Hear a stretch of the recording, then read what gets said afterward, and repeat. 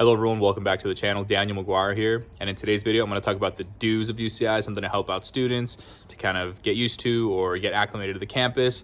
And be sure you like the video, subscribe to the channel. So let's get to it. All right, so the first big do that I could suggest for most people to do is try to join clubs, try to network as much as you can, try to talk to people, try to engage with your peers.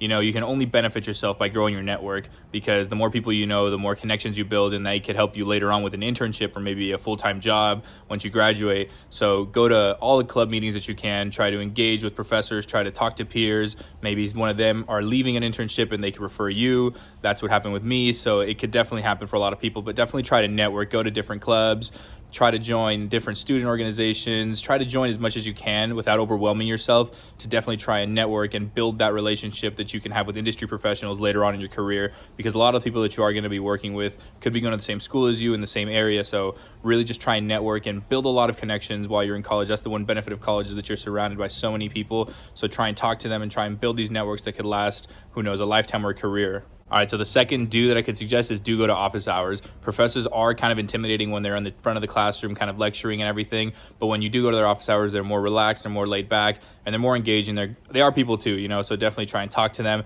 but also build a relationship, as I mentioned in the first point. You know, you could talk to them, they could refer you to different positions that they hear about, they could write you letters of recommendation, and they could help you out with homeworks or quizzes or tests that are coming up. So definitely just try and consider that when you are networking with them. You know, in a way you are trying to build a relationship with a professor, and it starts by going to office hours to really just start some semblance of talking to them and really just connecting with them in a different way than just seeing them from the front of the classroom. All right, the third do is do take advantage of the facilities, because you are paying for them. Whether you know it or not, you're paying for all the facilities at UCI, whether that be the libraries, the student centers, the study areas, or the ARC, the facilities, the gyms, all that you're paying for it. So might as well take advantage of it. A lot of people think that, oh, I don't use them, so maybe they won't charge me. No, they're charging you regardless, whether you use them or don't. So you might as well just use them. You know, they have state-of-the-art facilities, and you have a very nice different libraries all around campus, different study centers that you can kind of go to. But definitely use the facilities, because they are there, you're paying for them, so might as well use them.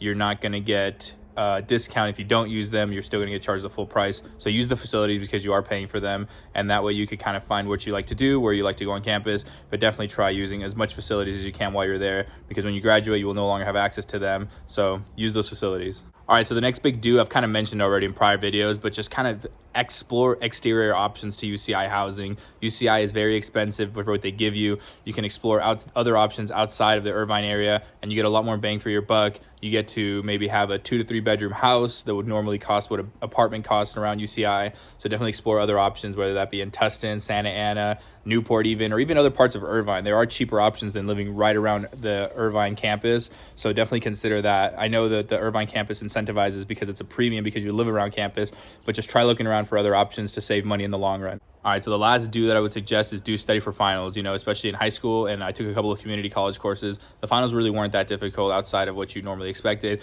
But at the UC system, especially for STEM, like I was myself, you know, a lot of the finals were very challenging and they were worth a lot. Some were upwards of 50% of my grade, but the average is around 30 to 35% of your grade. So you can easily drop from an A standing to a C standing, maybe even a D standing if you really do bad on the final. So just really study for those finals, cram as much as you can. I'm not saying pull all-nighters, but just really study, take them very seriously, because they do impact your grade a lot more than any other thing that you might have been exposed to. And especially for your STEM courses, you know, your maths and your sciences, those are very difficult finals in my opinion. So just really try and study for them.